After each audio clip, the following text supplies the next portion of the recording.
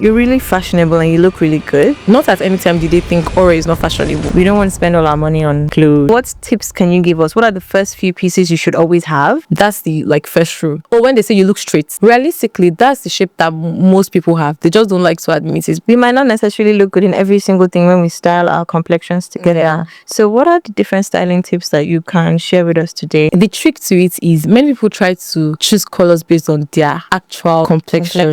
Yeah. But what many don't know, and this is what fashion girls will not tell you because they like to gatekeep. Yeah, exposing a secret. Yes, but yeah, we don't gatekeep here. It's not all one size fits all. Basically, me, I'll still preach love what you're wearing, love yourself. What are the different styling tips that you can share with us for the different body types that we have? I like one thing you said. I feel like that's the first thing people need to know. This outfit is very nice. It will look good on me. Because it looks good on the figure 8 mannequin. I want to know one fashion mistake that you've done. Not to toot my own horn, but I've always been pretty fashionable. There must have been one time. So as your brand is growing and as you are evolving as a woman on her own lane, we want to know what success means to you. That's the question you said would intrigue me, right? Yes, yeah. Welcome to another beautiful episode of On Her Own Lane. And I must say, I started with another beautiful episode because our guest today is so beautiful.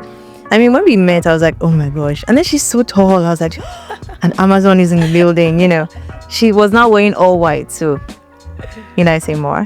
But we have SOKEYE with us today, and she is the CEO, entrepreneur, biz girl, the girl in charge, the boss of all bosses of Kiko Fashion House. And she's here with us today to share some styling tips. We know that we need it. So hi, Ora. Hi. Welcome. Thank you for having me. We're still discussing backstage of events. Yeah. And, I look Igbo and it was so funny because you were telling me am I, no. I still heard it yesterday, literally, when someone was like, am I dummy? And then coincidentally, your name is Ore, and I was like, nah, you look like someone from the north. Yeah, I think Yoruba girls have a thing. Yeah, I think we like to look like other tribes. Yeah. So it's really interesting, and you look really lovely, by the way. All white. Thank you. I didn't even notice I wore all white until you said it. The first question that we're going to ask is very interesting because you're really fashionable and you look really good. Thank you. But we want to know one fashion mistake that you've done. When did it happen?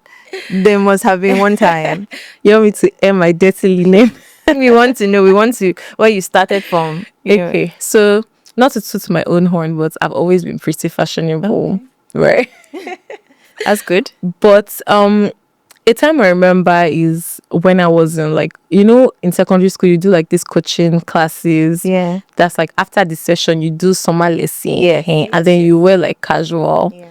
So I was a senior at this time and I already had this reputation. Ora is very fashionable. Even teachers knew. So, and then do you remember that color blocking era? Color blocking. Even down to the shoes. Oh my God. Shades on the single shoe. They say fashion comes around. Yeah. I'm the reason color blocking has not come back because I murdered that trend.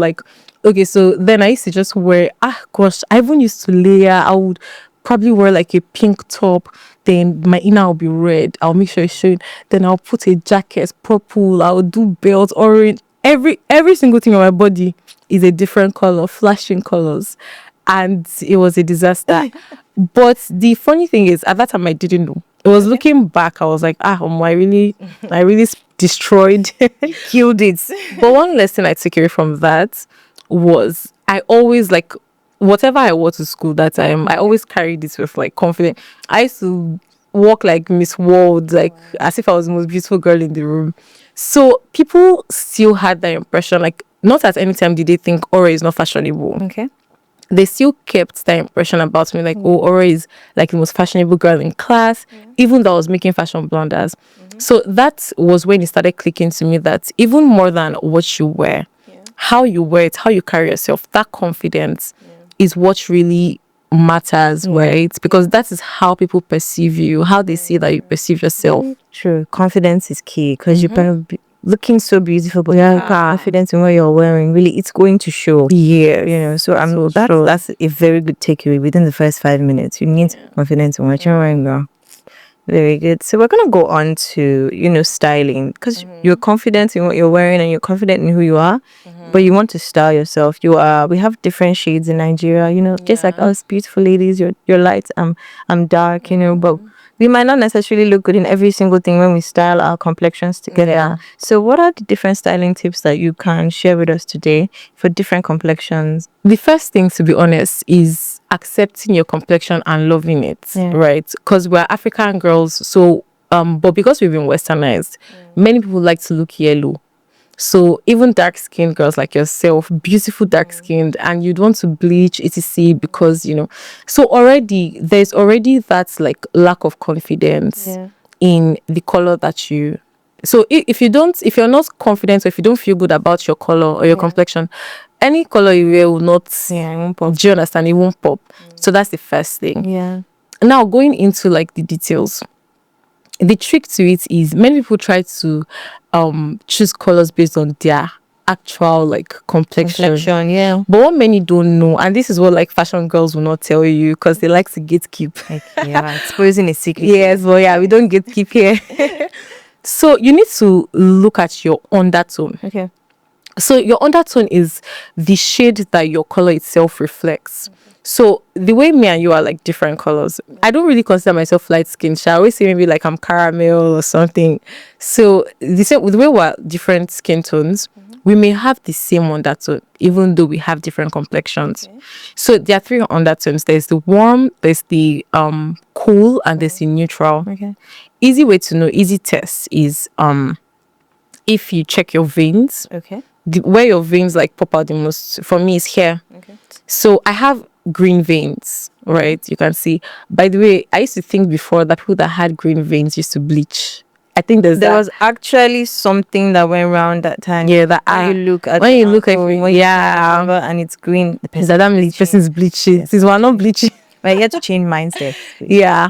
So if your veins are green, then we should have like a warm undertone. So girls that have warm undertones, colors that will fit them, different shades of green, orange, red, those colors will fit. So you're wearing red now, you look beautiful. By the way, if I wear the same red, it will fit me, right? So we probably actually have the same. I'm looking at it, I can see like green. So we probably have the same undertone. So for people that have the cool undertone, if you look at your veins, they probably appear purplish or bluish. So not like bright purple or bright blue, but like you just see that shade of purple or bluish. So that's a cool undertone. Colors that fit would be pink, different shades of pink, purple, different shades of blue, royal blue, sky blue, and colors in between, those group of colors. Yeah, so those are the colors. And then people that have the neutral undertones, those ones are the ones that God blessed, because they can literally wear anything, any color. Yeah. And how you know is your the color of your veins they won't look green, they won't look purple, they will look blue, so you know that okay, I have like a neutral color, and then anything would work. Any color. So now all this is honestly kind of theory. It's like maybe easy hack if you're just starting. Yeah. Me, I'll still preach that whatever color you wear, just carry yourself properly. Like, just love what you're wearing, love yourself, know who you are. Any color you wear, I don't look at undertones when I'm like choosing my outfits. If I like the color, I wear it because I'm wearing it. It looks good, right? Yeah. So confidence is key again. I feel like every question you ask, I'll put confidence. Yes, very important, because really, very important. When you're wearing your outfits, and you know. Yeah. She's known. Yeah. No one is going to say, oh, this color does not fit her. No. I like it. That's all that matters. They say this color is for you. Wow, it looks good on you because you're carrying it well. We're going to move on from complexion to body type. Okay. You have different body types, beautiful bodies, different types of shapes that we've been blessed with. Yeah. But everyone can dress the same way. Yeah. That's the beautiful fact about fashion, is you can actually wear different things. You can style different people, different body types. It's not all one size fits all, basically. So what are the different styling tips that you can share with us for the different body types that we have? I like one thing you said. You said everybody cannot wear the same things. I feel like that's the first thing people need to know. Because this thing where like in that era, so I grew up, my mom had a shop in Eco Market. So she was like a lace woman in Eco. So I grew up like going to Eco Market a lot.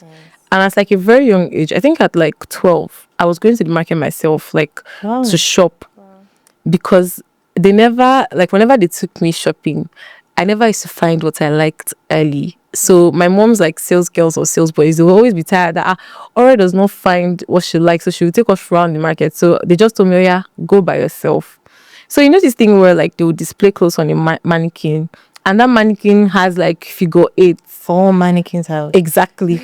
And then you see it and say, this outfit is very nice. It will look good on me because it looks good on the figure 8 mannequin. Right. And then you take it home and you wait and you see that, oh my God, then you start blaming your supplier. What I ordered versus even what I ordered.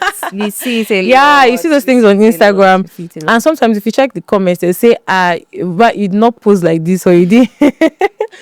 So the first thing is everybody cannot wear the same things. Yeah. So to the different body shapes, the first thing is honestly so the ones that are common to Nigerian women, hourglass, that's the figure 8, Coke bottle, that's what everybody wants. That's big up, small waist, big down. And then there's the pear shape. You know how like the pear is shaped like this?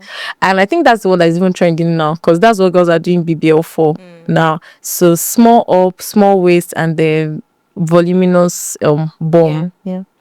And then there's the rectangular shape. Realistically, that's the shape that most people have. They just don't like to admit it because some people already like think it's like a bad, maybe, when they say you look straight. Oh, yes, when they say you look straight, that's like a rectangular shape where the bust, the waist, and the hip are like same proportions or similar proportions. Yeah, exactly. Like I like that you even said like models. So models look straight, but they still look good. Exactly.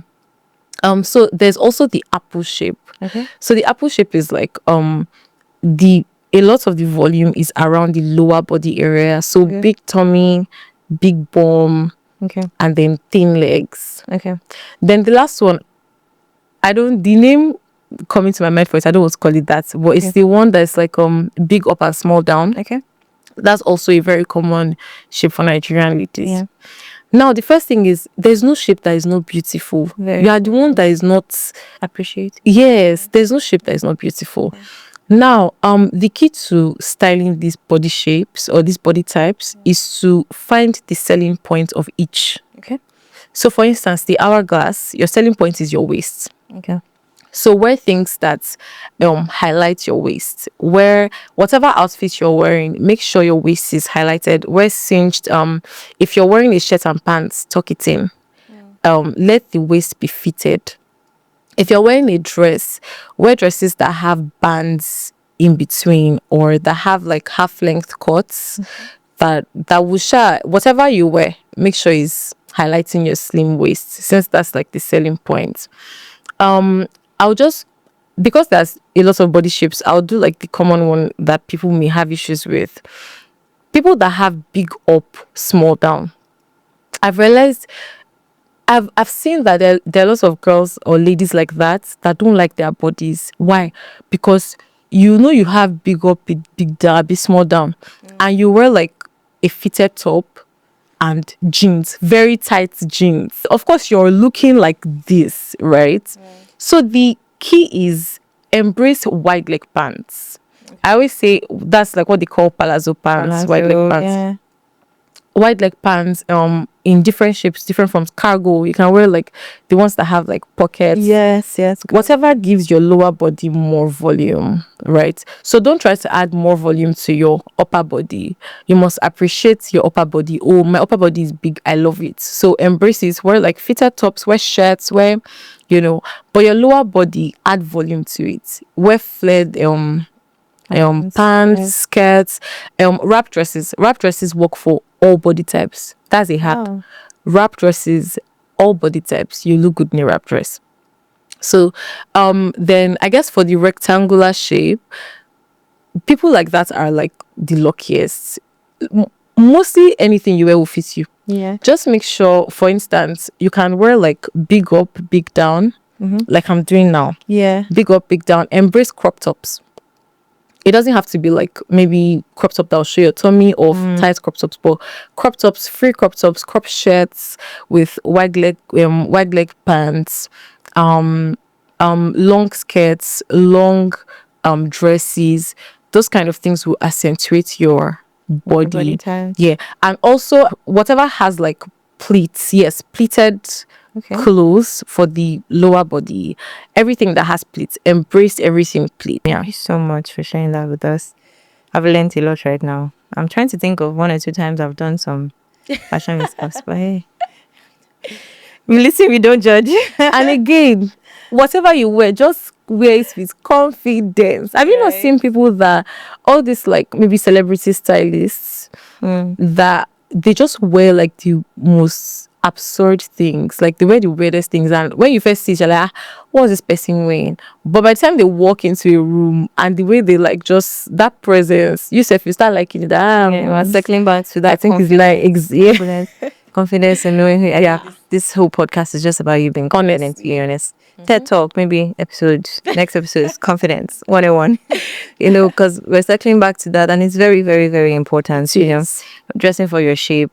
But there's some girls that they just want to be comfortable.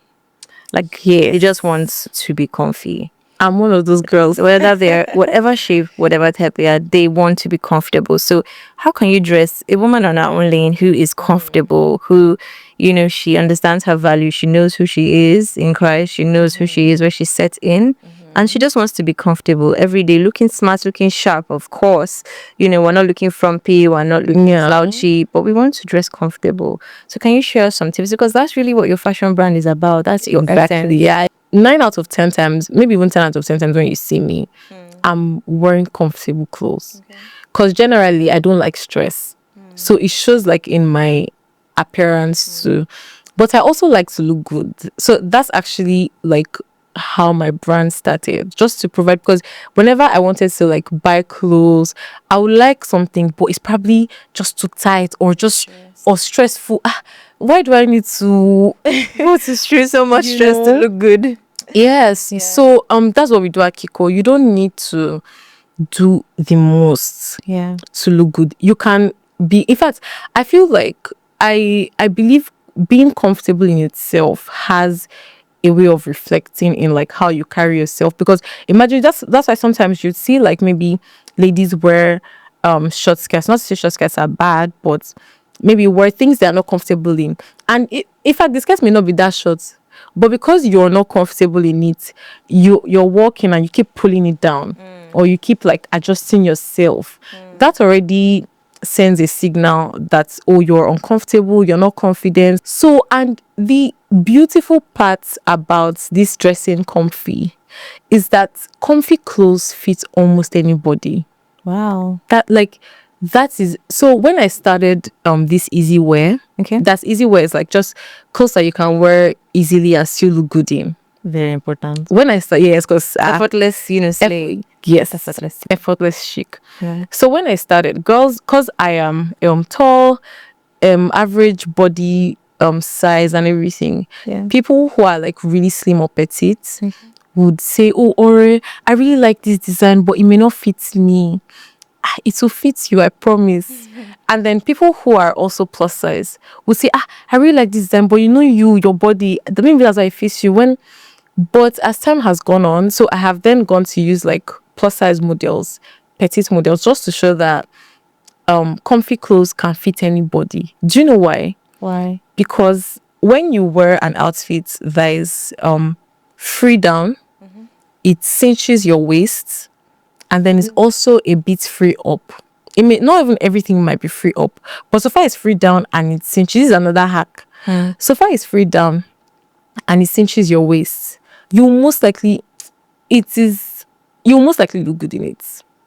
You most likely, and it makes those kinds of designs it looks simple, but the designing process takes in a lot of mental work, because you then need to the key is now always in the details. Right. Yes, it's always in the details. Because you can see the way you accessorize, the way you brought it together. And even apart from just the design in itself. So for instance, this one now is like it's a free top, but it's like cut together with the sleeve. And then the neck has like a neckline, and it's so when you bring together these little details that people may not really notice, they'll just see you and say, she looks very good, but they can't really say. And they're like, she's looking simple. Her clothes is not so complicated, but there's just something That's different. Yeah. So if you dress comfortably, already you feel confident in what you're wearing. Yeah. And most likely, because your clothes are not so like they're not hugging all the parts of your body, it will most likely fit you.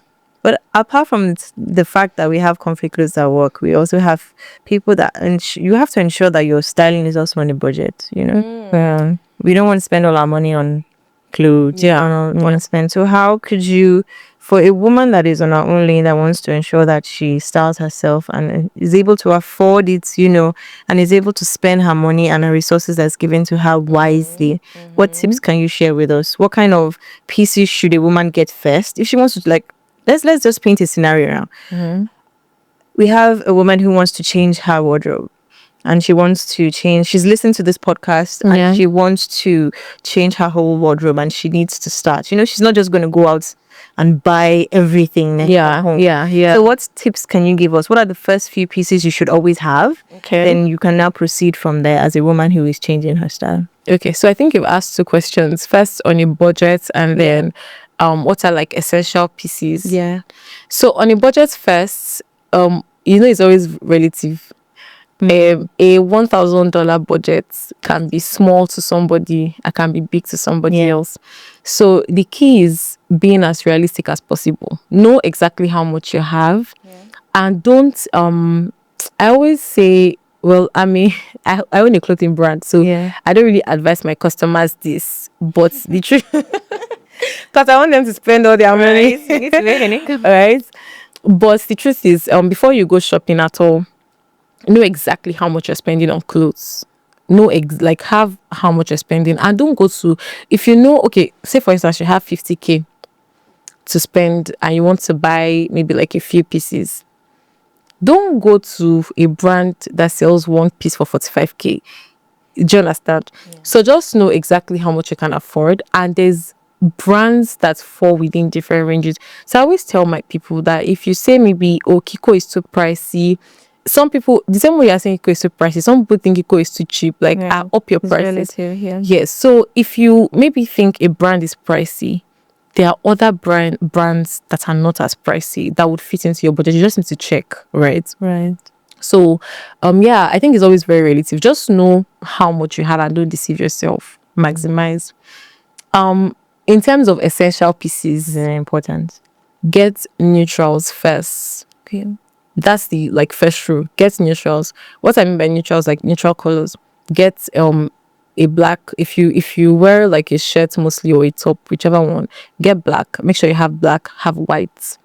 Have one of that color that can be mixed. Maybe like nude, or maybe a bright color that works well with different. Maybe like light pink. Pastel colors. Yes. Get neutrals. If you're getting pants too, start with neutrals. Get black pants, get denim. If you wear like jeans, get denim. Get for shoes also, get white and black and nude. If you have those three, you can mix it with anything. Yes, anything. And then from there you can start to and then for the kind of pieces, depending on your style really, but make sure you have at least one black dress, 2-piece also, like cohorts. They save lives, because if you have one cohort, for instance, this is 1 2-piece, but I can wear the pants with another shirt. I can wear the top with another shirt. I can style it in different ways, and people will not really know that I only have like a select few. I understand. Yeah, we understand. Thank you so much for that. Let's dive into, before we go into a question that I know would intrigue you. We want to still circle back to your brand name. I remember we were talking backstage, and I was just thinking about it. So what's the full meaning of Kipo? What's the story behind it? So this is a very cheeky story, to be honest. And I have toyed with the idea of maybe even changing the meaning because of how cheeky this story is. So Kiko is actually the first name of 4 of my closest friends. Actually, 3 of my closest friends plus Ore. That's the O. And I named, so the K is Kelechi, I is Ibukun, C is Chika, O is Ore. Wow. And I named it that because at the time I was learning fashion, not even when I really launched the brand, but when I was learning to sew, I was going through a very bad breakup. And they were the ones that helped me through. So it was because of them I finished fashion school. So I just felt, when I started my brand, I just felt like I owed it to them, you know? So yeah, that's why I named the brand after them. Yeah. That's for me in a few Friendships that refresh the soul. I mean, that's like a sisterhood. No, I would also, on behalf of anyone, I'm sure I'm speaking on behalf of everyone here, don't change your name. Really? That is a very beautiful, way you. to celebrate friendship and to celebrate a good support system. Yeah. The value of having good friends around you cannot be overemphasized. So I would really and strongly, don't change the name. And it will mean a lot to them as I listen to your podcast. They'll be like, yes, that's me. Yeah, they always brag about, I'm the K in Kiko, I'm the I in Kiko. That's a beautiful. You can actually tell a story behind it, and it would really, really, resonate. I'd already outlined, possible meanings for Kiko, other meanings apart from this. So whatever it was, straight away. Noted. No. That is really beautiful, and I'm glad that you have a fantastic support system. Yeah, and thank you so much, Abu. Thank you. Alright. We love you. Thank you. We want to know, as your brand is growing and as you are evolving as a woman on her own lane, we want to know what success means to you. What does success mean to you? What does success look like to you? That's the question you said would intrigue me, right? Yes, yeah, because we want to know. Yes. So success to me, I'm Christian, right? And I'm core Christian. I believe in Jesus and everything. Yes. So success to me first cannot be defined by monetary terms. Okay. Right? Success to me is achieving the will of the Father, purpose on earth. The first thing is to preach the gospel, serve in whatever capacity that you find yourself in, grow your relationship with God. That's the first definition of success to me. I really believe that if anybody is successful in all other aspects, and you at your core, we can't find Christ, or we can't find you actively participating in something that pushes Christ to other people, even if it's service in your church, going out on personal evangelism, or your social media, just using whatever you have to serve in some way. That's not success, right? So that's first. Now, secondly is I like the concept of all-roundness. Okay. So, having money, or having a successful brand, but not say as little as maybe having good health, being fit or eating healthy, is not particularly success. Is just one aspect of your life doing well while others are failing, right? But success to me is living an all-rounded life where my relationships are, I know there's nothing really balance, right? We all try to just juggle everything. I think the word is harmony. Yes, harmony. Yeah. So where I have a working relationship with my friends, my family, loved ones generally, where even my health is working, I'm keeping fit, I'm eating as healthy as I can. Whatever God has just put in my hands, I make the best use of it. So in my business too, all the potentials that God has given me, I make sure I unleash them. In my health, all the potentials that God has given me, I unleash them. Even beauty-wise, honestly, all the potentials that God has given me, I unleash them. So yeah, that's what success means to me. Just gradually walking towards an all-rounded life that glorifies God. Oh, that's really beautiful. Yeah. So one of the things that we like to do on this podcast, and we actually put a call out to the community, is for them to ask questions. So one question that we got is for someone who is on a similar lane as yours. Okay. She's also in fashion business, and she wants to know how she can project, and although you just answered it in your definition of success, how she can actually project Christ on her brand. She wants to ensure that she's creating a brand that shows Jesus. She's creating a brand that, can also evangelize. So how does she do that? She's kind of torn between what to do and what not. Can you just give us a few tips? Okay. So there are two extremes to answer this question, right? Because firstly, you have to recognize that what you have is a business. Yeah. Right. What you have is a business. So in as much as you want to represent Christ in your business, you must still treat it as an entity of its own, a business. Now, this is not to say maybe even in your business as Christians, Christ must like revolve around our lives. So a way to project or reflect Christ is reflecting your values in Christ. For instance, there are some designs I can never put out just because they don't represent like my values or Jesus, right? So there are some designs I can never put out. There are some songs I can never use to promote a design. There are some captions I can never use. There are some words, no matter how trendy or popular it is, I can never adapt, right, in my brand. So those are ways. And I know that there are even some fashion brands that for instance, though, I actually recently decided that I would only use gospel songs, right, with like my reels or whatever Kiko is putting out on Instagram. Just find like good gospel songs and use rather than secular music. So that's a way. So to be honest, I feel like with your relationship with God and your expressions, just make sure you are centered.